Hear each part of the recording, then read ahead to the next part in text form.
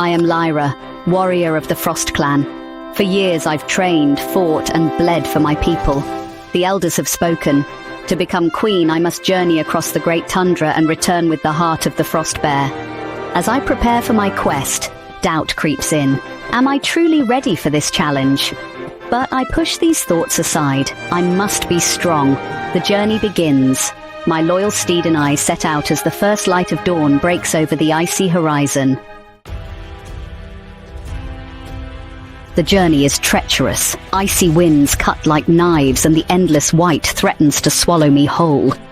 But I press on, my horse carrying me through blizzards and over frozen rivers. Days blend into nights. The aurora dances above, guiding my path. Food becomes scarce. I hunt what I can, but the tundra is unforgiving. Each meal is a battle won. At last I spot it. The frost bear, massive and ancient, its breath steaming in the frigid air. For a moment I'm struck by its majesty. Is this truly what I came to destroy? But there's no turning back now. The battle is fierce. Claws against steel. Raw power against skill and determination.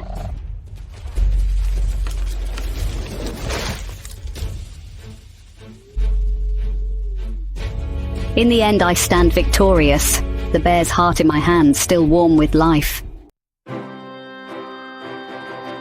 As I make the long journey home, I ponder, is this truly the measure of a leader? The weight of the heart feels heavier with each step. The tundra, once an obstacle, now seems to mourn with me. Each step is a reminder of the life I've taken.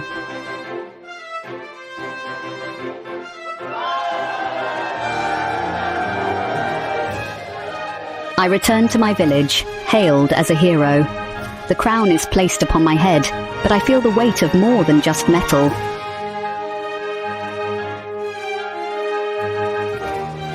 Now, as queen, I understand. True strength lies not in conquest, but in wisdom, compassion, and the ability to protect.